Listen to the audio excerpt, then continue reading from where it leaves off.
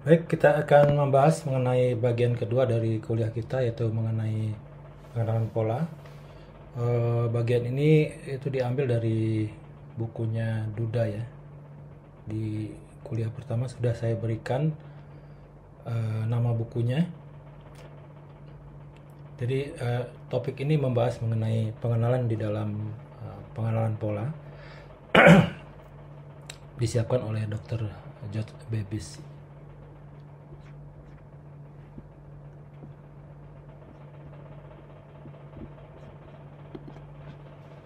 Nah, kalau kita lihat di sini sebenarnya pengenalan pola itu merupakan bagian dari AI yang dikhususkan kepada problem classification.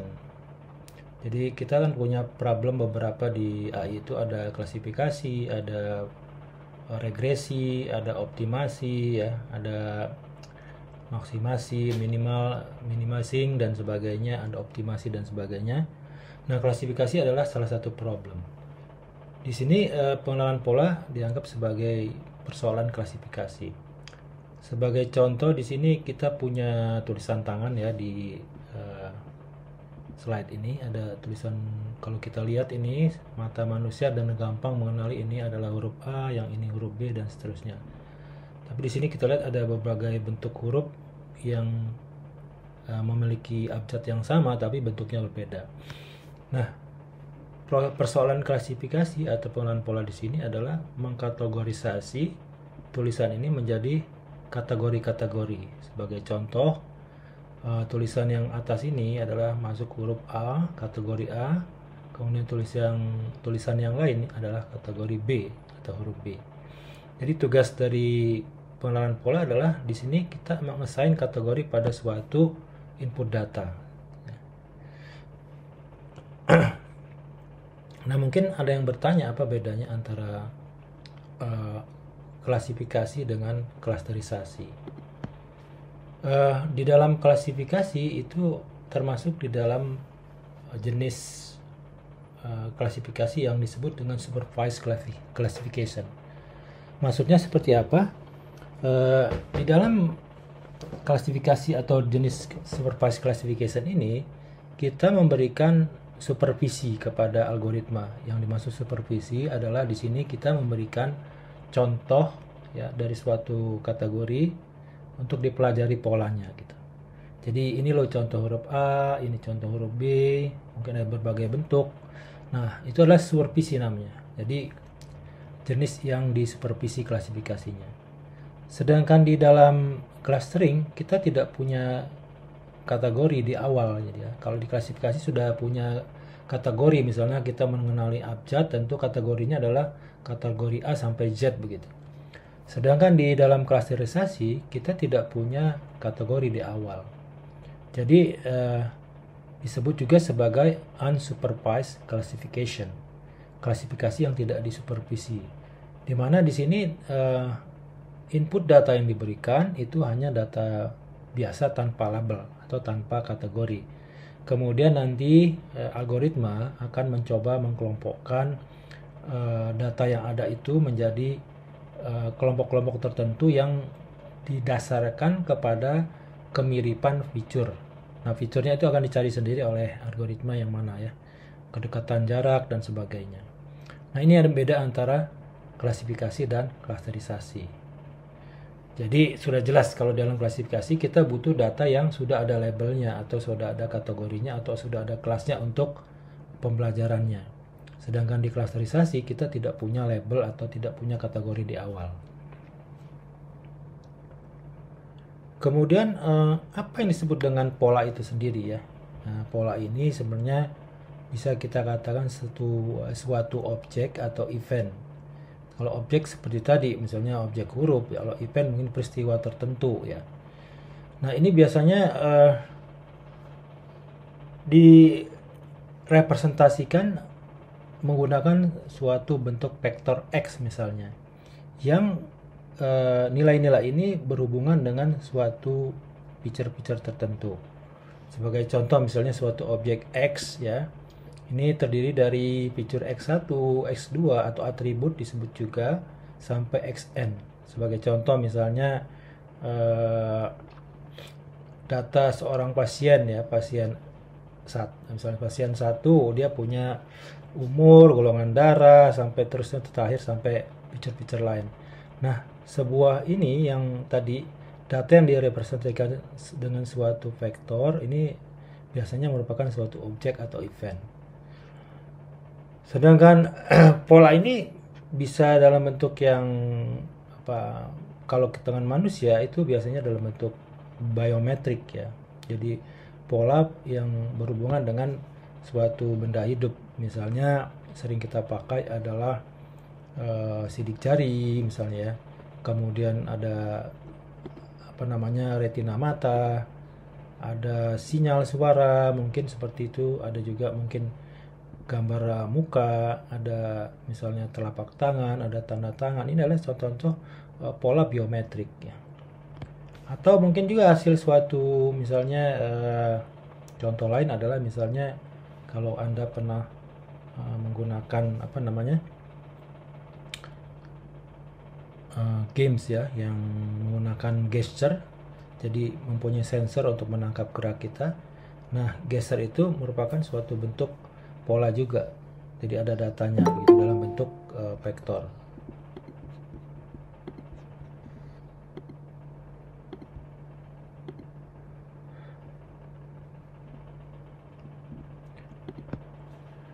Contoh lain dari pola misalnya pada aplikasi pemberian kredit apa misalnya masih ada yang masuk, misalnya kredit di bank, di mana kita punya data ya. Kalau kita memberikan kredit di bank itu mungkin kita diminta data misalnya penghasilan, kemudian jumlah tanggungan, kemudian jumlah pinjamannya, kemudian mungkin ada data-data lain. Nah, itu merupakan suatu data dalam satu satuan direpresentasikan dalam bentuk vektor. Seorang misalnya Mr. X ya punya data pinjamannya berapa, jumlah tanggungannya berapa, kemudian jumlah kreditnya apa, jumlah bulan pinjamannya berapa lama. Nah, ini disatukan dalam satu data yang disebut dengan vektor tadi. Nanti digunakan oleh algoritma untuk mencari polanya, apakah misalnya orang ini layak diberi kredit atau tidak ya, dikenali oleh suatu algoritma tertentu. Atau misalnya pola lain, misalnya kalau Anda pernah, ini yang jomblo-jomblo ya, ada namanya dating service, biro jodoh ya. Itu mungkin meminta data usia Anda, hobinya, kemudian penghasilan, kemudian juga apa namanya preferensinya apa sih, kesenangannya, kesukaannya dan sebagainya, keinginannya dengan pasangan yang lain itu seperti apa.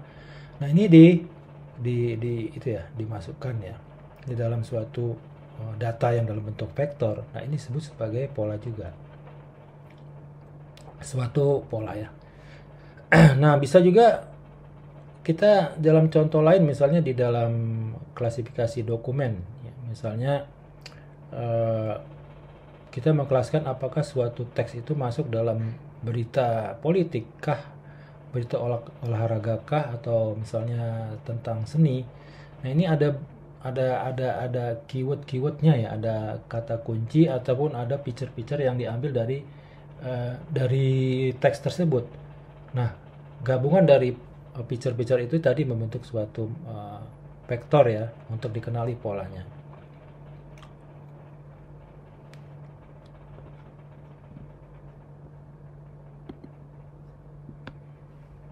Kemudian ada pertanyaan, apa yang dimaksud dengan kelas, atau kalau kita sebut tadi kategori juga bisa. Di sini yang dimaksud suatu kelas adalah koleksi dari objek yang similar, yang mirip atau yang serupa begitu ya. Sebagai contoh di sini ada foto ya wajah manusia. Ini ada kemiripan objek, ini mungkin masuk dalam suatu kelas. Di sini kebetulan kelas wanita, yang ini adalah kelas pria gitu. Jadi yang dimaksud kelas adalah koleksi atau kumpulan himpunan dari objek yang serupa gitu. Tentu saja ini tidak hanya dalam mengenali objek makhluk hidup ya, bisa juga dalam bentuk bentuk-bentuk yang abstrak, bentuk-bentuk digital ya. Kalau misalnya Anda berurusan dengan keamanan komputer, mungkin Anda ditugaskan untuk memonitor traffic di dalam situs yang Anda kelola. Mungkin Anda punya suatu objek-objek yang mirip dengan bahwa ini adalah request yang normal, ini adalah request yang tidak normal, atau ada ini pola serangan atau bukan. Itu juga bisa dikatakan suatu objek ya. Tidak harus suatu bentuk fisik begitu objek itu.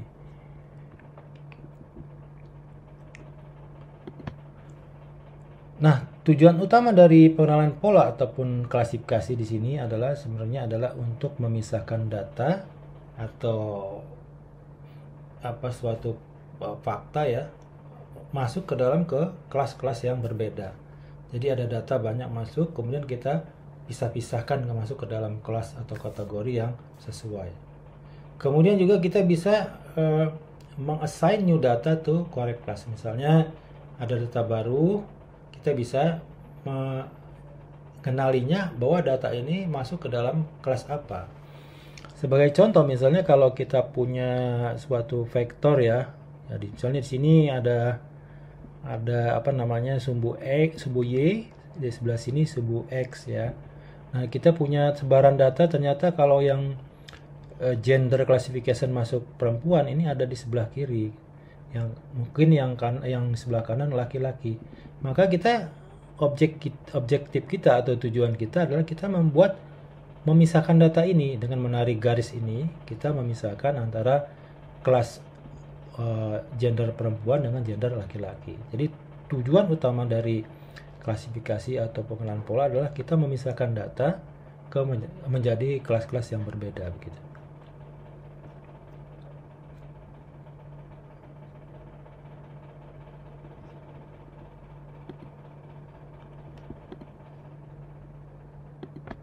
Nah, dalam hal ini ada pendekatan umum ya. Jadi karena ini merupakan pembelajaran yang disupervisi, biasanya kita memiliki gabungan dua data ya. Ada input vector, dalam bentuk ini adalah X, kemudian dengan labelnya ya, kita berikan. Nah, di sini ada yang namanya pendekatan yang menggunakan pendekatan generatif, ada yang pendekatan yang diskriminatif.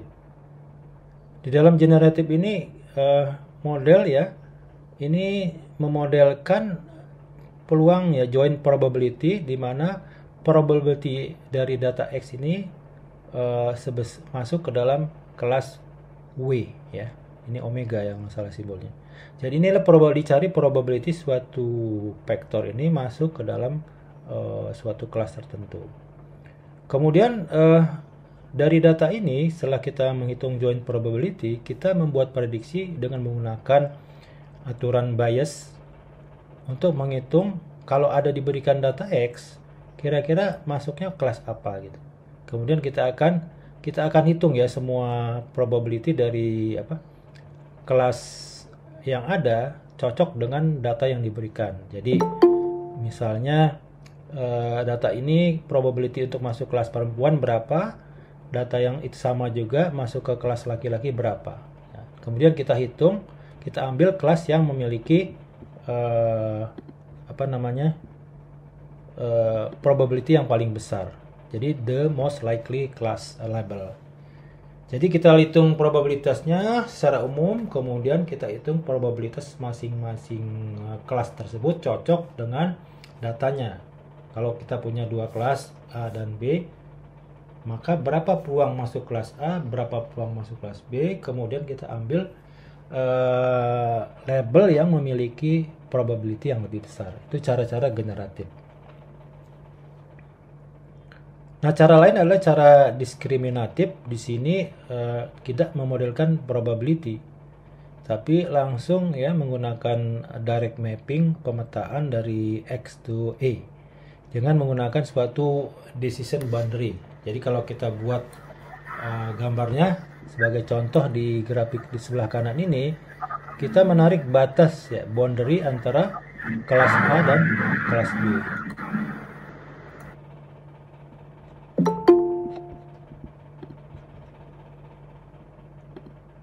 Jadi ini adalah cara diskriminatif. Kalau generatif berbasis probability atau teori peluang.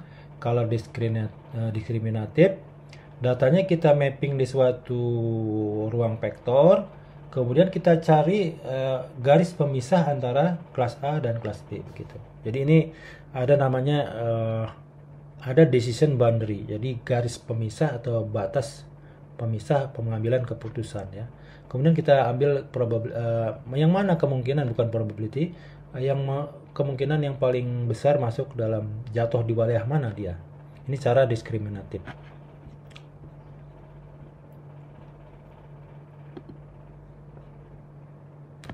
Nah, kalau kita menggunakan teknik probabilistik ya, teknik generatif, tentu kita harus menggunakan statistik ya. Misalnya kita menggunakan paling simpel menggunakan teori fungsi densitas probability, misalnya Gaussian ya. Misalnya kemarin kan di kelas sudah saya tanyakan ya, ini cara yang paling simpel. Misalnya kita data di sebaran datanya, kalau berat badan perempuan itu bagaimana, laki bagaimana ya. Atau mungkin ini ada shift, saya nggak tahu ini ya. Nih, anggap saja ini beda dengan data kelas kita. Kelihatan di sini misalnya sebaran data laki-laki, ini di sebelah kiri sebaran data perempuan ya. Nah, di sini kita akan mengambil kemungkinan kalau ada suatu data ini adalah probability-nya di sumbu Y. Kalau suatu data masuk ke suatu titik tertentu, kita bisa tarik ke garis ini, kena garis merah berapa probability-nya. Mungkin kalau yang saya tarik ini di garis merah, dia probability-nya masuk kelas perempuan itu 0,2, tapi kalau yang laki ini mungkin 0,35. Nah, ini jadi di sini dari sebaran data seperti ini kita menduga bahwa data tersebut berpeluang besar masuk ke kelas male ya, seperti itu. Ini berdasarkan teori sebaran Gaussian misalnya. Nah, tentu saja secara statistik banyak sekali model-model distribusi data. Tentu saja cara menghitungnya berbeda-beda, tapi prinsipnya seperti itu.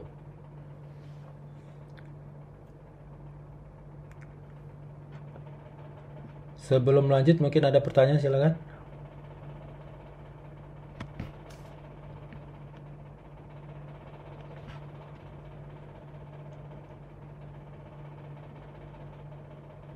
Berikutnya adalah kita bahas mengenai variabilitas data. Jadi data itu sangat beragam ya.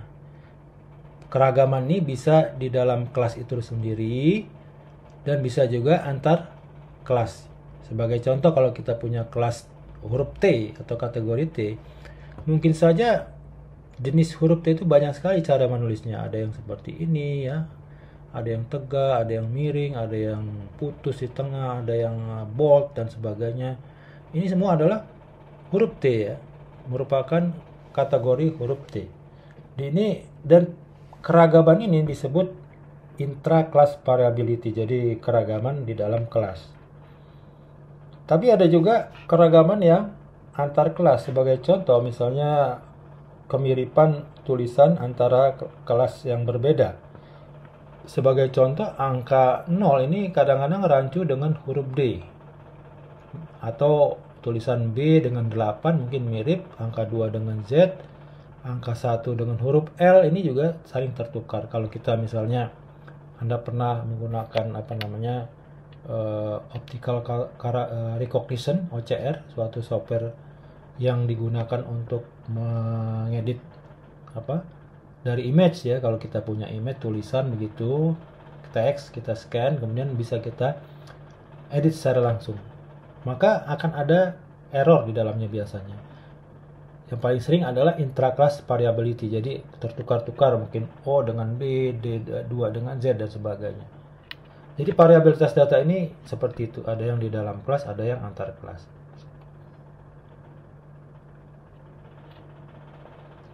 Nah, biasanya untuk berurusan dengan variabilitas ini, maka kita perlu mengumpulkan banyak data ya. Jadi kalau kita mengurangi untuk merekam keragaman, kita harus kumpulkan bahwa huruf T itu banyak bentuknya. Akan saya cari sebanyak mungkin cara menulis huruf T untuk mendapatkan variabilitas huruf T tersebut. Jadi adalah cara bagaimana kita berurusan dengan variabilitas ya. Jadi caranya adalah kita mengumpulkan sejumlah besar contoh dan juga sejumlah feature yang bagus ya. Jadi mungkin untuk mengenali suatu objek butuh feature apa saja yang dipakai. Misalnya kalau kita mengenali hewan misalnya, antara misalnya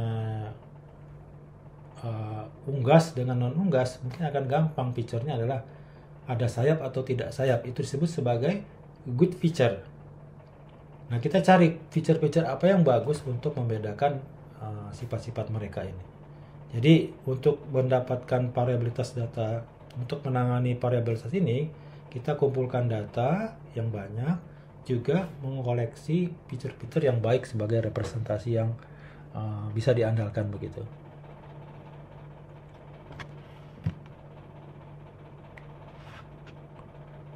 Nah, aplikasi dari pengenalan pola ini banyak sekali ya. Tadi sudah disinggung-singgung sedikit. Ada misalnya optical character recognition ya, dimana kita masukkan image, kita scan, nanti outputnya berupa tulisan yang bisa diedit, karakter atau kata-kata gitu ya. Ada juga application lain seperti internet search engine, inputnya mungkin teks ya, kita masukkan teks, mungkin kita kategorisasi teks ini masuk jenis apa, apakah berita, olahraga, dan sebagainya. Ada juga misalnya dalam dunia per-emailan, mungkin Anda pernah ya mendapatkan apakah suatu email itu merupakan suatu email sampah atau bukan. Ini jadi kita berikan inputnya email, kemudian outputnya apakah email ini merupakan junk atau non-junk, atau sampah atau bukan ya. Kemudian contoh lain misalnya information extraction. Ini aplikasi yang menarik ya, ini riset saya di S3 dulu, dimana kalimat dimasukkan, kemudian kita bisa mendapatkan bagian dari kalimat. Misalnya di dalam kalimat itu kita akan mendeteksi apakah dalam kalimat itu ada nama orang, misalnya ada nama, nomor teleponnya, ada alamatnya. Kita akan mengambil secara otomatis. Nah, ini adalah area riset disebut dengan information extraction. Kemudian aplikasi lain misalnya identification, personal identification, pengenalan orang, ada menggunakan face, deteksi muka, saya kira sudah umum. Kemudian ada juga menggunakan mata ya, iris mata. Kemudian ada juga menggunakan sidik jari. Ini untuk memberikan otorisasi kepada user untuk mengakses suatu fasilitas, misalnya pintu, alat, dan sebagainya.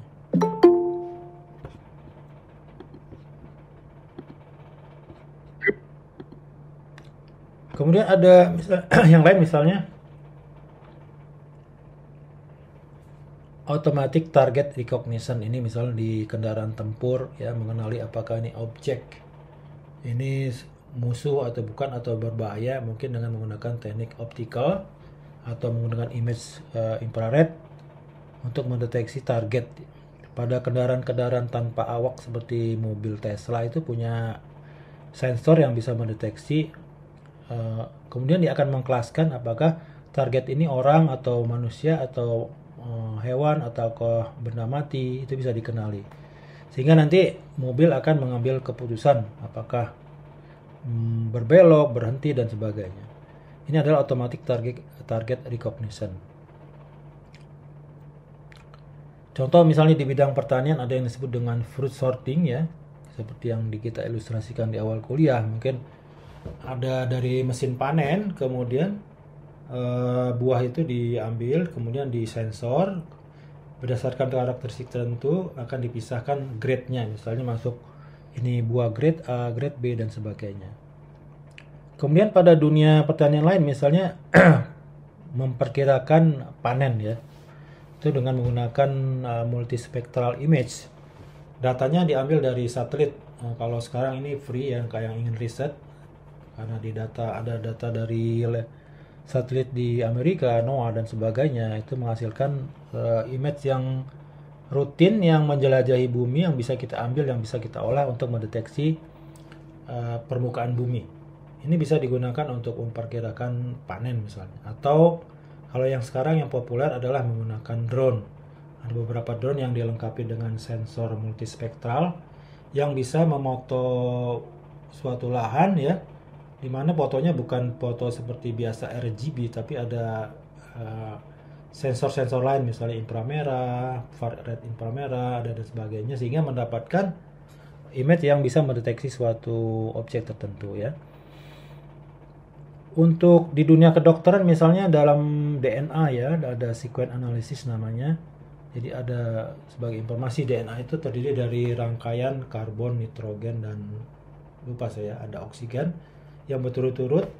Nah, itu membentuk suatu unit tertentu di dalam jaringan ya. Mungkin ini sel tertentu, bagian tertentu, itu bisa deteksi dari sekuennya. Dicari polanya.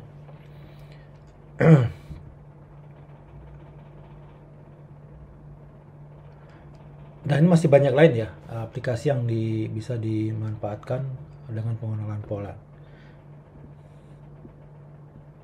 Kita akan coba contohkan di dalam pengenalan tulisan tangan. Ini sebelah kiri adalah inputnya image, kemudian dengan software optical character recognition ini akan di-convert menjadi suatu teks yang bisa diedit. Tadinya hanya seperti image biasa. Nah, di sini tentu tadi dari yang contoh kita berikan, mungkin ada error-error tadi karena ada intra-class error ya, variability, ada interclass variability dan sebagainya. Bisa saja tidak terdeteksi antara satu huruf dengan huruf lainnya, tertukar dan sebagainya.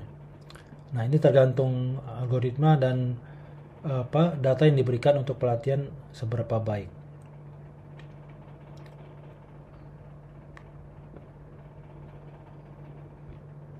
Contoh lain misalnya ini pengenalan license plate recognition. Jadi apalagi di zaman sekarang ya, ini pengenalan plat mobil. Mobil ini kalau di Amerika mungkin platnya lebih rumit menurut negara bagian, ini macam-macam polanya, warnanya, ada yang huruf, ada lambang dan sebagainya. Mungkin kalau di Indonesia lebih simpel karena ketat aturannya, hanya beberapa tipe ya, jadi lebih mudah untuk mengenali nomor plat mobil. Nah, ini dimanfaatkan oleh kepolisian untuk mendeteksi misalnya pelanggaran lalu lintas, misalnya tilang elektronik, termasuk saya juga pernah kena tilang elektronik ini. Di suatu tempat dilakukan sensor, dipoto ya, kemudian dideteksi. Saya nggak tahu apakah sudah otomatis di kepolisian kita. Mungkin sebagian masih dibantu oleh interpretasi manual ya. Ini tulisan menggunakan apakah nomor plat tertentu betul dan sebagainya. Tapi ini untuk otomasi pengaturan lalu lintas dan keamanan banyak diterapkan di negara-negara maju. Misalnya yang paling sering adalah dipasang di jalan tol ya, karena di jalan tol itu akan ada batasan speed, misalnya 100 km. Dia di beberapa jembatan dipasang kamera sensor yang bisa kemudian ada sensor yang mendeteksi kecepatan. Dia akan mengambil foto untuk kendaraan-kendaraan yang melebihi kecepatan, kemudian akan dikirimkan pelanggarannya kepada pengguna mobil tersebut. Nah, untuk pengenalan biometrik seperti objek manusia, ya ada seperti kita lihat tadi sudah disebutkan, ada misalnya fingerprint recognition, ada data sidik jari, ada retina mata ya, ada suara, ada face recognition, ada gesture, ada tanda tangan ya. Yang salah satu yang menarik ya, ini pernah dilakukan riset juga, masih hot ini risetnya, yaitu menghubungkan data kornea mata dengan penyakit. Karena menurut pengamatan warna dan tekstur di dalam kornea ini, retina maksud saya, itu berhubungan dengan penyakit tertentu.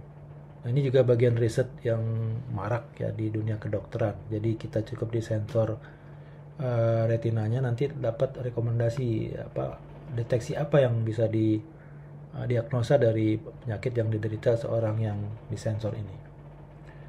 Kemudian dari suara saya kira sudah banyak ya Anda gunakan di perangkat-perangkat modern sekarang. Misalnya kalau Anda menggunakan iPhone ada Google Siri, kemudian di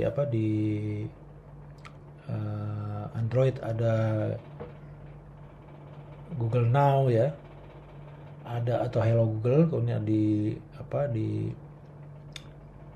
Amazon ada Alexa dan sebagainya. Itu menggunakan pengenalan pola pada suara. Dan ini bisa bahkan di beberapa perangkat elektronik yang modern ini disematkan di smart house. Rumah-rumah yang dipasang alat-alat ini bisa mengenali suara dan digunakan untuk mengoperasikan rumah, misalnya memadamkan listrik, menghidupkan TV, air conditioner ya, dan sebagainya bisa dilakukan dengan suara.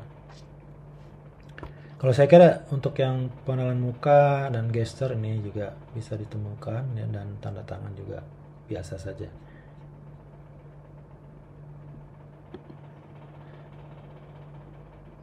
Ini contoh penerapan di klasifikasi sidik jari ya. Saya nggak tahu kalau metode yang zaman dulu itu bagaimana cara kerjanya. Tapi kalau di zaman sekarang dengan teknologi algoritma yang modern ini sebenarnya input dari pixel by pixel gitu, dan adjacent pixel atau pixel tetangga dianalisis, bisa diklasifikasi dengan mudah menggunakan algoritma yang modern seperti deep learning dan sebagainya. Kemudian di sistem-sistem otonomus tadi sudah dijelaskan, misalnya kendaraan tanpa awak, Tesla misalnya, itu sudah dilengkapi oleh perangkat driving ya, self driving, yang dimana sudah ada sensor, kemudian ada komputer chips di dalamnya yang bisa menganalisis data dan melakukan respon terhadap obstacle. Ya, obstacle itu adalah penghalang di muka atau di suatu rute perjalanan. Misalnya ada orang menyeberang, ada sepeda, ada mobil di kiri, di kanan, di depan, ada berhenti, itu ada obstacle. Kemudian di sistem bisa mendeteksi obstacle tersebut dan bisa misalnya melakukan reaksi. Beberapa mobil modern itu dilengkapi dengan kemampuan untuk self braking system ya. Jadi misalnya kalau ada orang tiba-tiba menyeberang di depan mobil dan kita tidak sadar, maka mobil otomatis bisa melakukan pengereman sendiri begitu. Misalnya di mobil-mobil yang bagus ya seperti Mazda itu punya sistem seperti itu. Kemudian di Tesla dan sebagainya. Ini adalah obstacle detection. Di dunia airspace ya, mungkin penerbangan di drone, kemudian di penerbangan yang ada di antariksa, kendaraan-kendaraan yang ada di tanpa awak yang dilepas ke bulan dan sebagainya, ini memiliki kemampuan untuk mendeteksi obstacle dan menghindari objek yang dikenali akan membahayakan gitu. Nah, sebenarnya teknologi kita ya untuk autonomous system ini sudah siap untuk diluncurkan. Yang jadi masalah ini adalah perangkat hukumnya yang belum clear. Ya, jadi kalau misalnya mobil ya, yang Anda punya mobil Tesla misalnya, Anda tidur begitu ya, tiba-tiba mobilnya kan bisa jalan sendiri, Anda program misalnya dari Bogor ke Jakarta gitu. Anda tidur, mobil akan sampai ke tempat bisa menghindari objek-objek yang membahayakan. Tapi misalnya kalau ada misalnya aksiden ya, misalnya tabrakan, itu bagaimana aturannya? Kalau di kita kan masih dikenai kepada manusianya begitu. Nah, ini belum siap perangkat kita. Siapa yang harus dikenai tuntutan dan sebagainya, ini perlu pengkajian yang lebih dalam.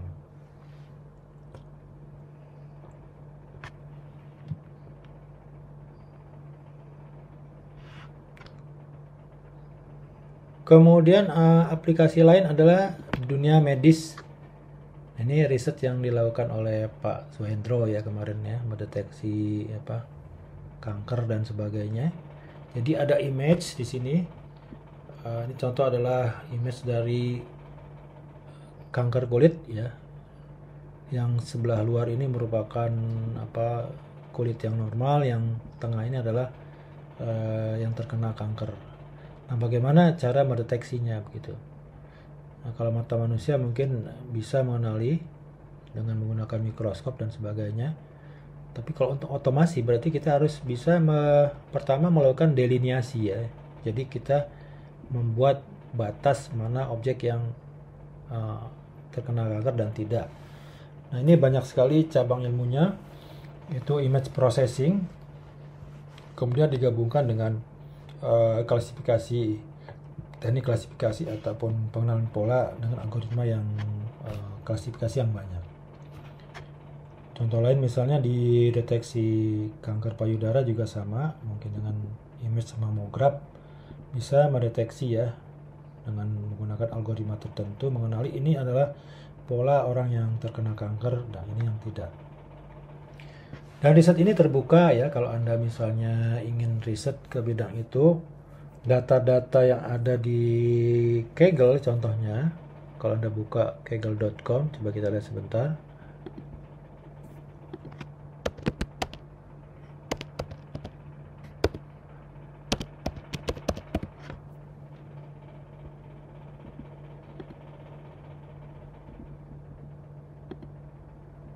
Ya, di sini tersedia banyak sekali data. Misalnya Anda ingin mencari data tentang misalnya breast cancer dataset ya. Ini ada datanya di sini. Banyak sekali. Bisa Anda download dari yang mulai yang besar, datanya yang kecil. Dan ini bisa dijadikan data riset Anda ya. Jadi Anda bisa melihat data yang ada ini, mendownloadnya, kemudian menganalisisnya dengan algoritma yang Anda usung begitu. Jadi untuk riset di bidang pengenalan pola ini banyak sekali data yang tersedia.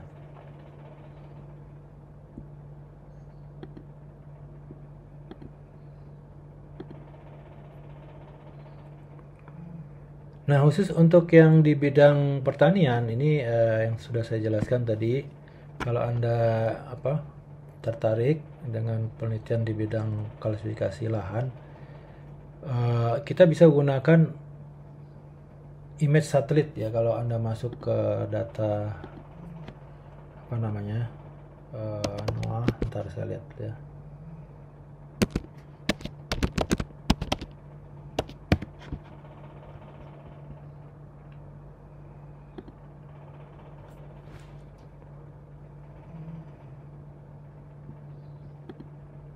Di sini ada banyak data ya, tidak hanya data climate tapi juga ada data kalau dicari di sini ada data Landsat Satellite Image.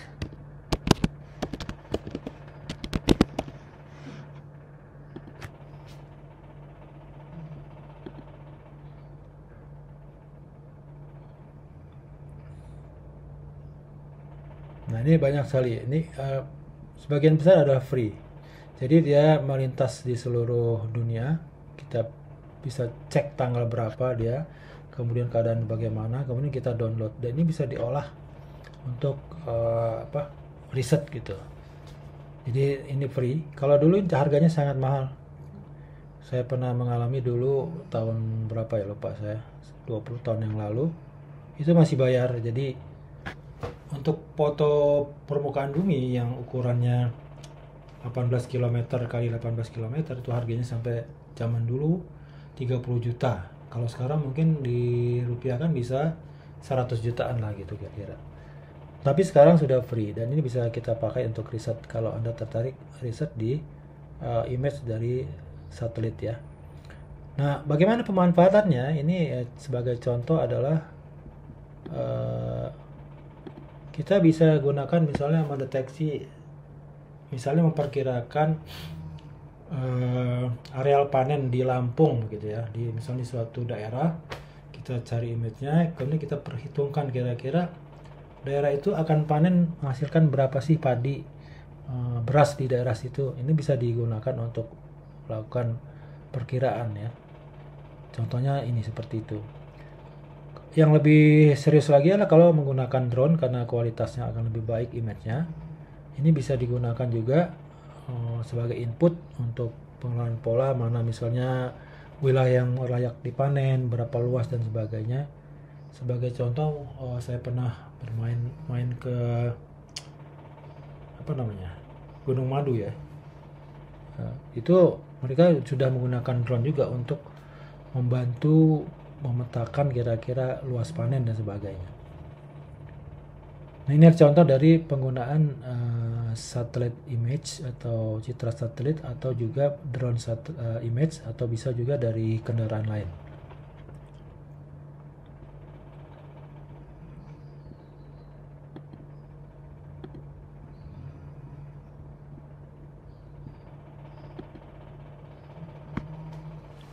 Nah, salah satu yang sedang hangat itu adalah sistem rekomendasi, aplikasi yang sangat menarik, yaitu sistem rekomendasi, di mana ini digunakan sebagai sebagian besar perusahaan untuk mengkustomisasi user by user. Sebagai contoh, kalau Anda misalnya login ya di situs yang belanja online seperti Shopee, kemudian Tokopedia, maka apa yang Anda lihat akan berbeda dengan apa yang saya lihat gitu. Karena itu ada personalisasi. Akan ada rekomendasi yang berbeda, tampilan yang berbeda. Nah, ini adalah salah satu aplikasi yang sedang hot ya di dalam dunia pengenalan pola. Ini sebenarnya dimulai oleh Amazon ya. Kalau kita lihat situs Amazon sebentar.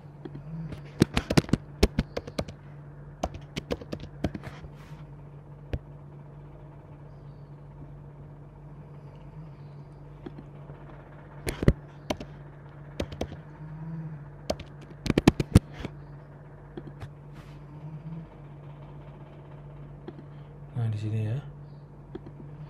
Nah, ini ya, kalau Anda login, ini akan menghasilkan tampilan yang berbeda-beda.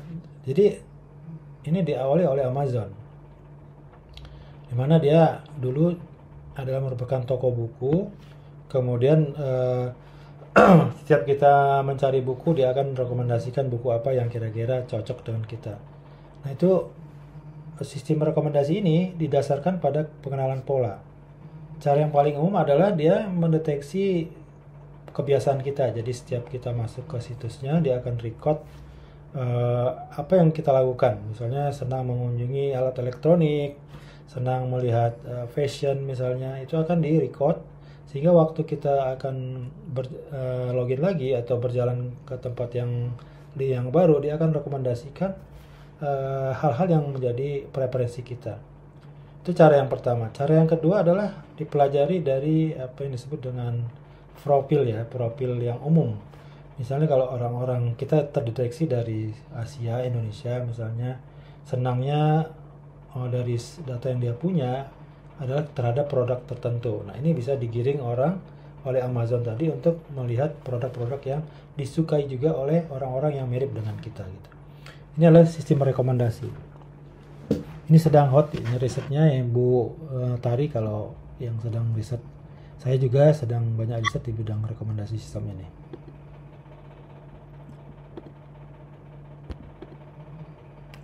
Kemudian yang saya kira yang spam filter tadi, junk mail dan email spam, ini biasa sudah sering dilakukan. Kemudian juga kalau yang dipakai juga kalau kita anti malware, sebentar. Mungkin ada kemampuan untuk mendeteksi apakah suatu situs merupakan situs yang berbahaya atau tidak. Nah, di Kominfo itu ada namanya blacklist website. Dia akan memblacklist website yang dikategorikan tidak cocok untuk dikonsumsi oleh orang Indonesia. Itu menggunakan klasifikasi juga atau juga laporan masyarakat. Nah, begitu di request dia akan mendeteksi ini website yang berbahaya, kemudian diblok dan sebagainya. Kemudian yang tadi sudah dijelaskan juga, aplikasi pengenalan pola ini sangat biasa dilakukan di perbankan ya, misalnya untuk pengajuan kredit, baik itu kredit ataupun kartu kredit. Nanti orangnya akan diklasifikasikan apakah orang ini layak diberikan kredit atau kartu kredit misalnya.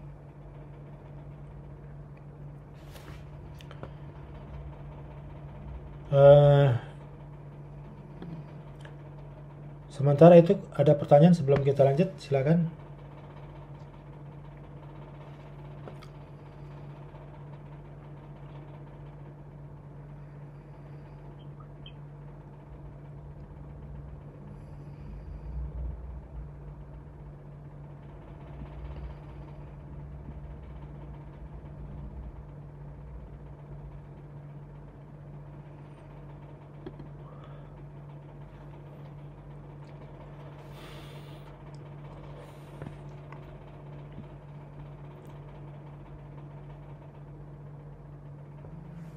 Baik, kita akan bahas mengenai fase-fase di dalam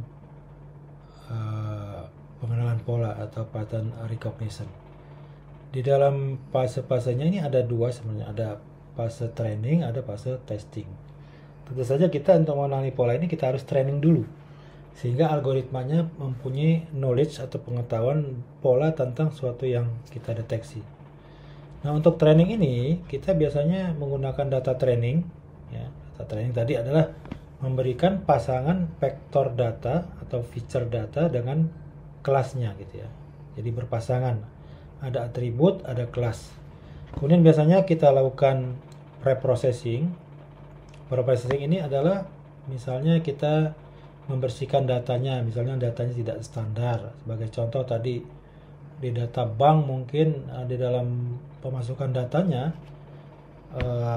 ada kolom mungkin jenis kelamin, mungkin ada yang menulis wanita, ada yang perempuan ya, dan sebagainya, tidak seragam. Nah, di dalam preprocessing ini kita seragamkan ya, misalnya seperti itu, data yang yang tidak seragam kita seragamkan. Bisa juga misalnya ada pencilan data ya. Sebagai contoh misalnya di dalam data kita tadi ada data yang umurnya manusia kok 200 tahun gitu kan, aneh gitu. Berarti data ini harusnya kita remove ya, kita buang seperti itu. Nah, ini merupakan preprocessing, dan di riset di dalam pengenalan pola juga Anda bisa melakukan riset di dalam preprocessing. Misalnya apakah pengaruh preprocessing ini meningkatkan kinerja dari sistem ataupun algoritma Anda yang Anda buat tersebut, yang Anda gunakan.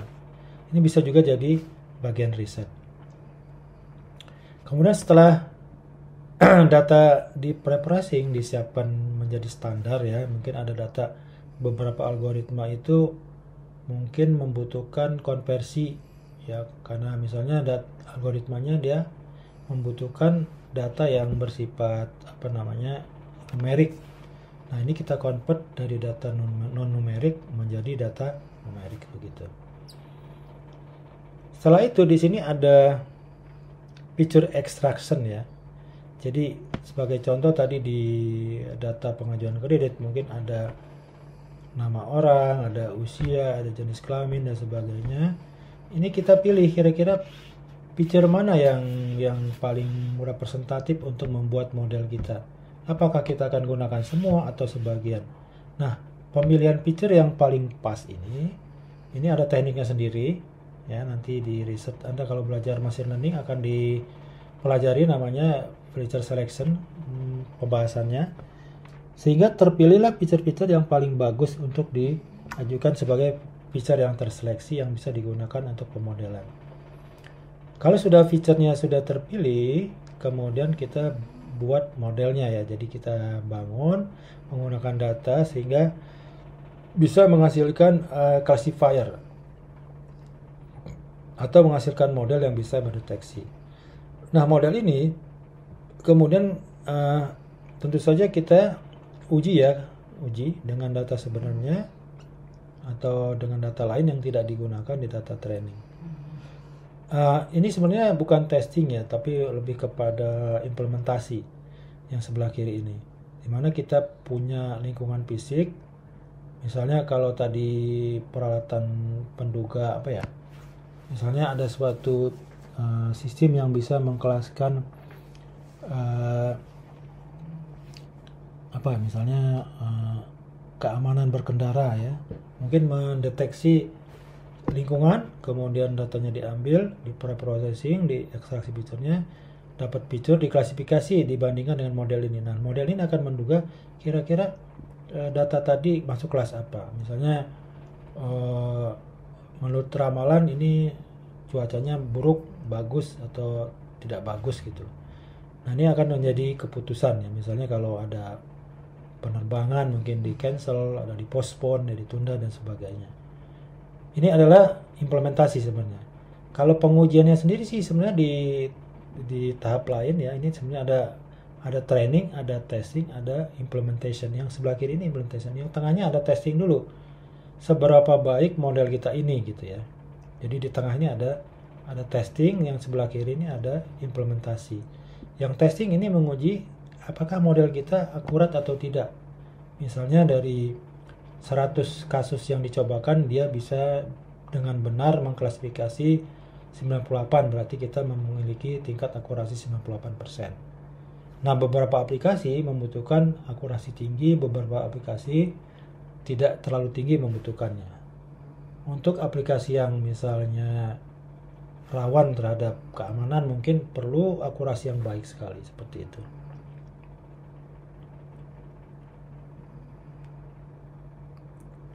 Nah, ini adalah fase-fase di dalam pengenalan pola.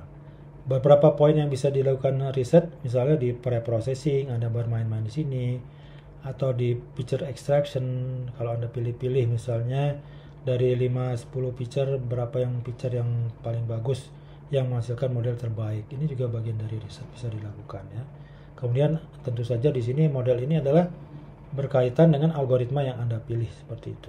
Ini adalah area-area riset yang bisa Anda teliti.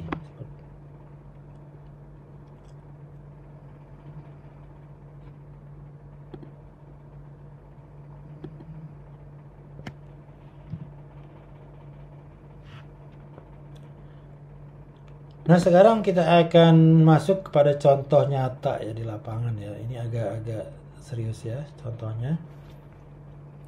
Jadi kita goalnya adalah kita ingin membuat suatu sistem yang bisa suatu bed conveyor ya, jadi suatu roda berjalan gitu, yang bisa menerima ikan kemudian mensortir ikan tersebut.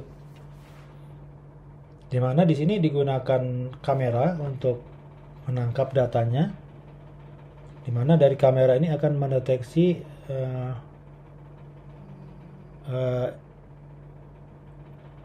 gambar ikan ya. Jadi dalam hal ini kita asumsikan ada 2 jenis ikan yang akan kita kategorisasi atau klasifikasi. Yang pertama ikan yang sea bass, yang kedua ikan salmon. Yang mahal tentu yang salmon ini. Nah, kita ingin nanti kalau data ini kamera kita pasang di bed conveyor, dia dapat datanya, kemudian ikan itu akan diklasifikasikan apakah masuk ikan salmon apa ikan sea bass, kemudian dipisahkan antara 2 ikan ini. Ini adalah contoh bagaimana suatu pengenalan pola digunakan. Nah, tentu saja kita perlu sensor dalam hal ini. Sensor ini adalah kita bisa menggunakan kamera ya, bisa juga menggunakan timbangan berat ikan. Jadi gitu ikannya lewat, dia akan disensor tampangnya, mendeteksi panjang dan sebagainya, dan juga beratnya akan tertimbang juga. Nah, ini datanya di capture ya, ditangkap seperti itu. Nah, karena itu di sini untuk kinerja total dari sistem ini tentu tergantung kepada bandwidth, kemampuan pertukaran data yang dikirim dari sensor ke dalam sistem komputernya. Seberapa cepat ya, seperti ini. Kalau lambat tentu akan sangat tidak akurat sistemnya. Kemudian juga resolusi dari image-nya. Tentu saja kalau image-nya bagus, itu akan lebih bagus hasilnya. Kalau image-nya buruk, kemungkinan juga lebih buruk hasilnya.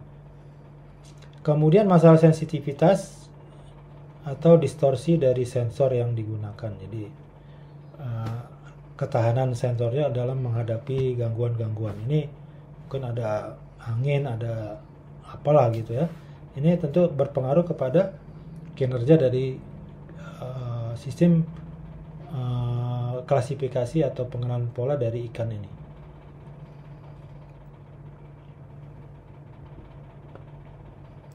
Nah,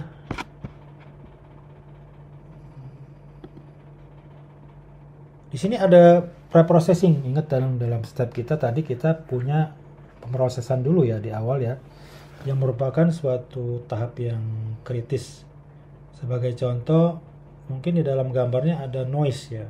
Jadi ada gambar-gambar yang tidak penting yang harus kita buang, atau mungkin perlu ditingkatkan kontrasnya supaya jelas image-nya, mungkin perlu di enhancement ya, di kualitasnya ditingkatkan, atau perlu misalnya tindakan-tindakan lain dalam pengolahan image sehingga mendapatkan image yang baik begitu. Mungkin juga butuh mengekstrak boundary. Jadi ikan itu bisa diambil pinggirnya. Ini satu buah ikan, itu bisa deteksi tepi-tepinya. Itu disebut sebagai boundary detection. Itu ada algoritma sendiri. Nah, ini merupakan bagian-bagian pre-processing yang dikenalkan dalam sistem ini. Jadi menghilangkan noise, meningkatkan kualitas image ya, kemudian mendeteksi tepinya. Ini penting sekali di dalam pre-processing. Nah, di dalam kita mengimplementasikan sistem pengenalan pola ini, kita butuh data ya. Kita di melalui ini kita kumpulkan ya dalam suatu koleksi yang disebut sebagai training set, di mana data ikan salmon ya dari berbagai ukuran, kemudian data ikan sibas juga dikumpulkan. Nah, sehingga di sini kita memiliki koleksi yang cukup besar dan representatif mewakili keadaan ikan yang kita tangkap ya. Kemudian kita bagi datanya, tentu ada yang sebagian menjadi data untuk training dan ada data yang menjadi data testing. Data training digunakan untuk mengenerate classifier, kemudian kualitasnya akan diuji kan kepada data testingnya. Apakah bisa mengenali ikan yang tidak pernah dimasukkan ke training, bisa nggak dia kenali? Seberapa baik dia mengenalinya? Ini adalah maksud dari pemisahan data training dan tes data.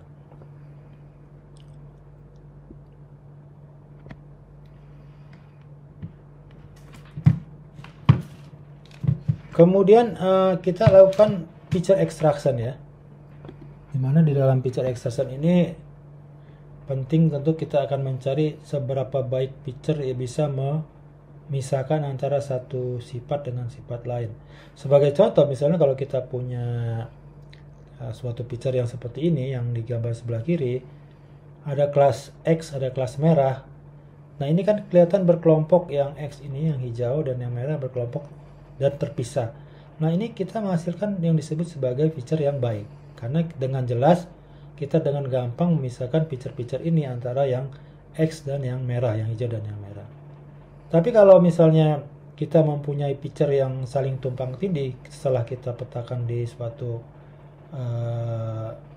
vektor mapping ya, di ruang vektor, maka feature seperti ini disebut sebagai feature yang buruk, karena ada tumpang tindih antara data yang kelas merah dan dengan kelas hijau.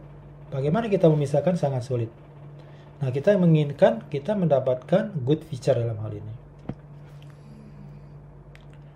Kemudian juga ada yang disebut dengan invariant feature, di mana feature-nya ini tidak terganggu karena perubahan orientasi dari objek. Misalnya kalau ikannya tadi horizontal, pada saat dipoto itu tidak pengaruh apakah ikannya vertikal atau miring dan sebagainya, atau dirotasi. Ini kita ingin mendapatkan feature seperti itu yang tahan terhadap translasi atau rotasi gambar gitu, atau skala membesar atau mengecil, dia tetap dapat mendapatkan data dengan baik ya, seperti itu, dapat mengenali dengan baik. Nah, ini adalah picture yang kita inginkan. Jadi harus kita dapatkan picture yang diskriminatif dan yang invariant begitu. Nah, tentu ada pertanyaan ya. Kan mungkin saja dari suatu objek itu kita mendapatkan picture yang banyak. Apakah dimungkinkan kita mendeteksi kira-kira fitur apa yang paling baik? Nah, ini nanti Anda pelajari di mata kuliah machine learning ya. Mungkin kalau tidak dengan saya, dengan Ibu Airani nanti cara mendapatkan fitur terbaik. Prinsipnya adalah fitur yang baik itu tadi yang sifatnya seperti di atas tadi, yang bisa memisahkan kelas satu dengan lain yang baik, kemudian juga memiliki sumbangan besar terhadap klasifikasi. Misalnya kalau sebagai contoh, kalau kita mendeteksi durian yang matang, mungkin fitur yang paling kuat adalah baunya misalnya. Jadi kita anggap bau itu adalah fitur yang paling kuat gitu ya, atau fitur lain seperti itu.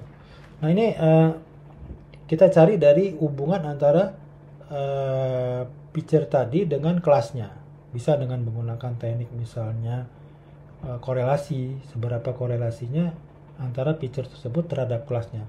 Makin tinggi maka fitur itu kita katakan makin berpotensi sebagai fitur yang baik. Tentu saja ada batasan-batasan tertentu ya.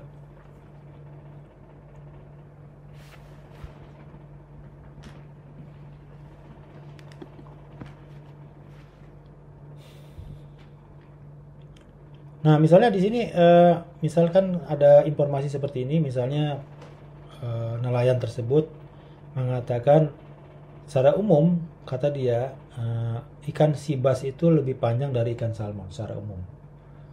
Nah, maka dalam hal ini kita bisa gunakan panjang sebagai feature gitu untuk membedakan antara ikan sibas dan ikan salmon. Tapi tentu saja kita butuh suatu batas ya. Seberapakah perbedaannya gitu ya, yang membatasi antara ikan salmon dan ikan sibas. Jadi kalau kita punya informasi suatu fitur merupakan pembeda yang jelas antara suatu objek dengan objek lain, maka bisa kita gunakan fitur itu sebagai fitur yang baik. Nah, pertanyaannya, kalau tadi sudah tahu bahwa panjang ikan merupakan fitur yang baik, maka kita tentu bagaimana kita memilih thresholdnya, batasnya antara ikan yang sibas dan ikan yang salmon. Nah, ini bisa kita lakukan menggunakan teknik menggunakan histogram ya dari panjang. Misalnya di sini yang merah ini adalah sebaran data dari ikan sibas, kemudian yang hitam ini adalah sebaran data dari ikan salmon ya. Nah, kita lihat di sini umumnya ini frekuensinya. Yang XY ini adalah jumlah ikannya. Sebagian besar ikan salmon itu ada di panjang 10 cm misalnya ya. Ini misalnya dalam senti. Sedangkan ikan sibas ini sebagian besar pada panjang 20 cm. Tapi ada juga yang kecil, tapi frekuensinya lebih sedikit. Nah, dari distribusi ini kita bisa menarik suatu batas ya. Oh, kira-kira ini menjadi batas nih. Kalau misalnya suatu ikan lebih besar dari 10, kita anggap masuk ikan sibas, peluangnya lebih besar ya, walaupun ada ikan salmon yang kecil begitu ya. Ada yang besar menurut saya, lebih dari 10, tapi lebih sedikit. Kalau dia lebih kecil, kemungkinan besar dia ikan salmon. Nah, ini merupakan cara menentukan threshold. Jadi salah satu fitur sudah dapat, yaitu panjangnya, dimana nilai 10 tadi atau 11 merupakan batas antara memisahkan ikan salmon dan ikan sibas.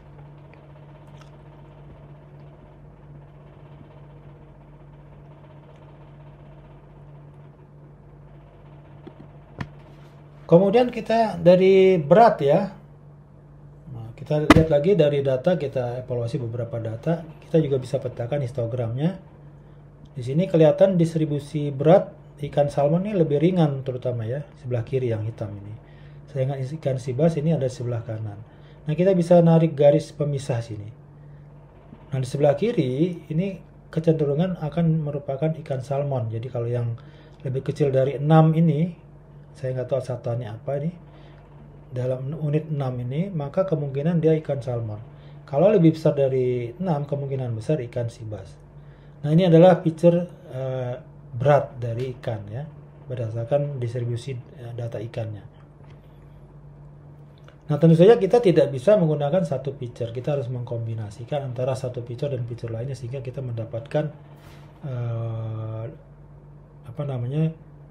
pengenal pola yang bagus begitu. Nah, kita tidak bisa menggunakan satu feature. Dalam hal ini tentu kita untuk meningkatkan akurasi, maka kita membutuhkan beberapa feature. Karena biasanya single feature might not yield the best performance. Sebagai contoh kan tadi kita gunakan berat ya. Kalau beratnya lebih dari 6 itu merupakan ikan sibas. Kalau kurang dari 6 ikan salmon. Belum tentu ya, walaupun kemungkinannya benar seperti itu. Nah, single feature seperti itu mungkin tidak menghasilkan kinerja yang terbaik. Nah, karena itu kita menggunakan kombinasi dari feature-feature yang ada. Kita di sini sebagai contoh tadi sebagai ingat objek direpresentasikan dalam vektor. Jadi suatu ikan ada data X1 yaitu beratnya, yang kedua adalah panjangnya tadi. Nah, ini kalau kita petakan di dalam peta koordinat ya, di mana sumbu X merupakan berat, kemudian sumbu Y merupakan panjang, maka kita dapatkan sebaran ikan salmon ini ada kecenderungan di sebelah kiri. Dan ikan sibas ada di sebelah kanan yang merah-merah ini. Nah, kita bisa menggunakan tadi teknik yang determinatif ya. Kita langsung tarik garis yang memisahkan bahwa kalau jatuh di sebelah kiri garis merupakan kelas salmon, ikan salmon, kalau sebelah kanan garis ikan sibas. Nah, ini lebih akurat daripada kita menggunakan satu feature saja.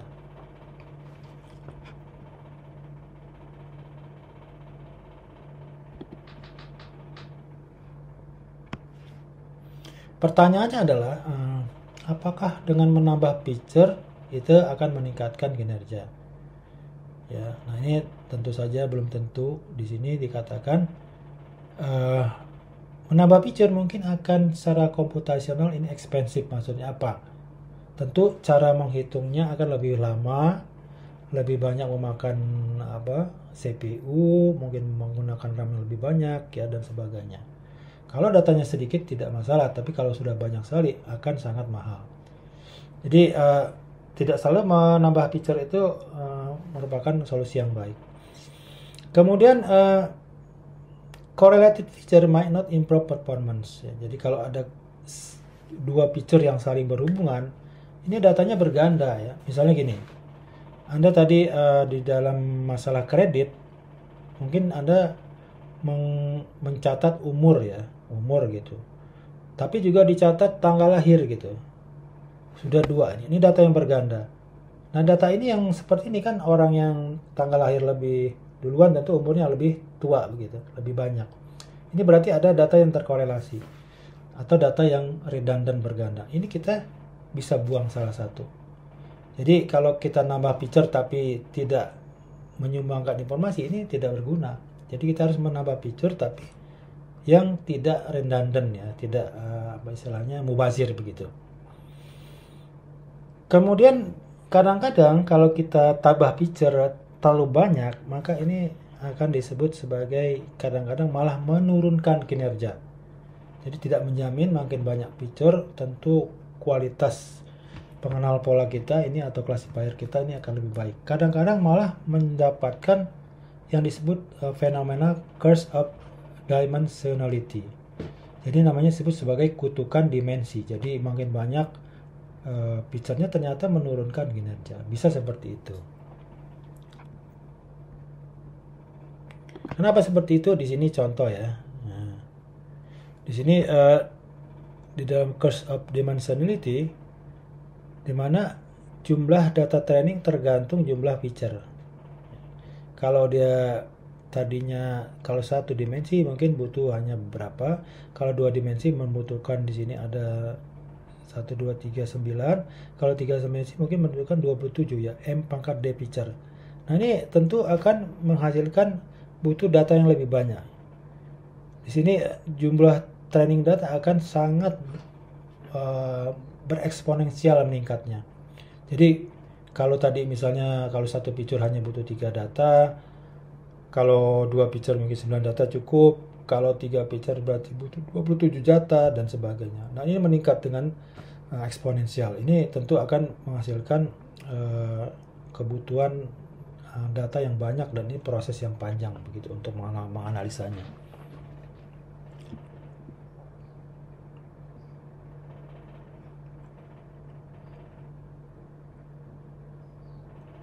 Kemudian ada yang disebut sebagai missing feature. Kadang-kadang kita dalam mendapatkan data hilang datanya, kosong gitu.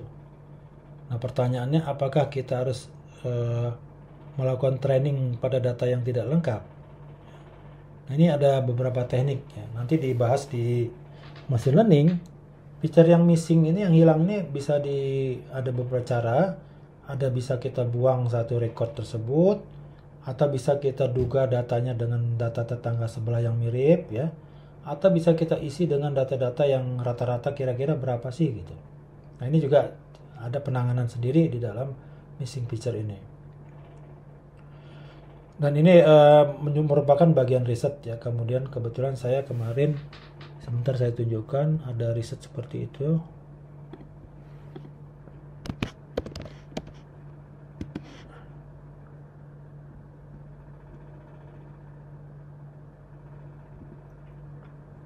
Nah, ini riset saya tentang missing feature ya, yang ini.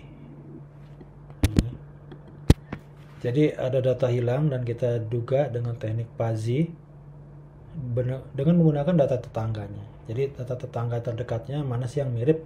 Nah, itu digunakan untuk menduga data yang hilang tadi, yang missing. Nah, kemudian dievaluasi kinerjanya bagus atau tidak ya. Ini teknik-teknik di dalam menangani missing value, itu dibahas di dalam machine learning.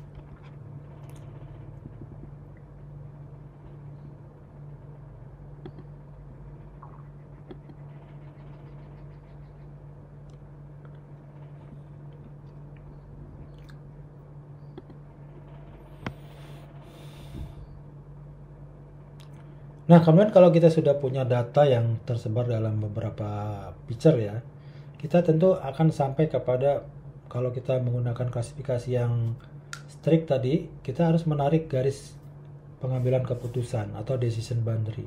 Garis mana yang bisa memisahkan antara data antara kelas salmon dengan kelas Seabass ya. Nah, kita menggunakan teknik tertentu, menggunakan data tadi, kemudian kita hitung ya, sehingga menghasilkan garis yang bisa memisahkan dengan baik. Pertanyaannya seberapa optimal, karena akan banyak sekali garis, bisa lurus miring seperti ini, bisa tegak lurus ya, bisa agak miring ke kanan dan sebagainya. Nah, ini bisa dihitung ya, kira-kira garis yang optimal itu seperti apa. Ini bisa digunakan dengan teknik-teknik tertentu.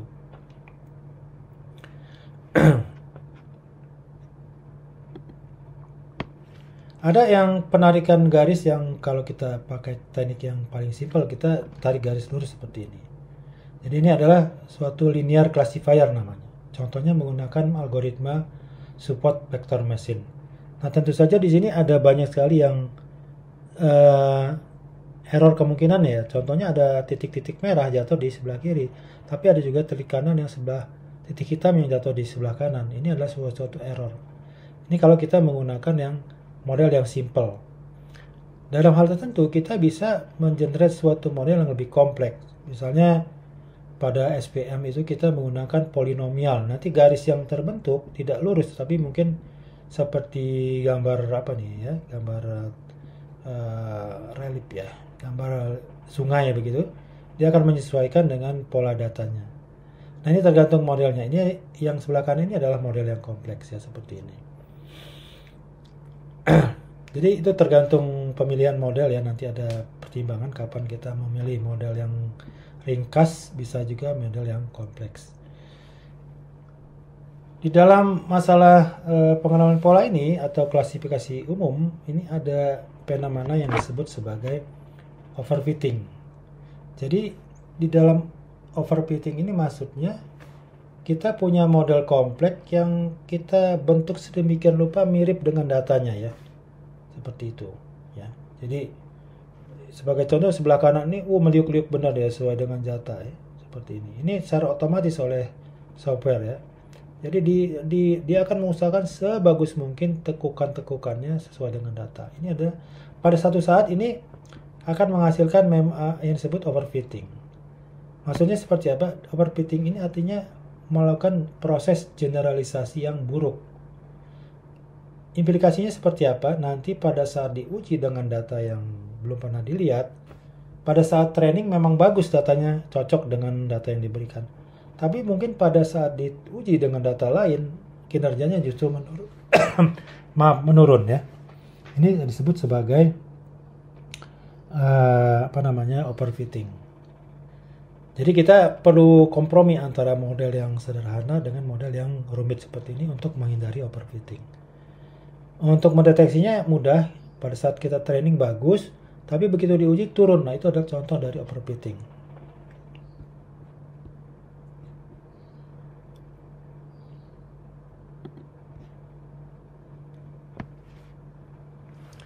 Nah, di dalam proses klasifikasi tentu ada generalisasi ya. Jadi ini kemampuan klasifikasir untuk menghasilkan hasil yang bagus pada data yang baru. Nah, sebagai contoh, pada model yang kompleks ini kan tidak general ya. Nah, kita bisa generalkan, garisnya nggak seperti ini, tapi tidak lurus, tapi melengkung seperti ini saja. Ini model yang lebih sederhana. Nah, ini adalah melakukan proses generalisasi dengan baik. Nah, biasanya nanti model yang digeneralisasi dengan baik ini akan menghasilkan kinerja yang lebih bagus ya. Jadi dia bagus pada saat di training, juga bagus pada saat diujikan dengan data baru. Dan modelnya juga akan lebih sederhana karena dia menggunakan parameter yang lebih sedikit seperti itu.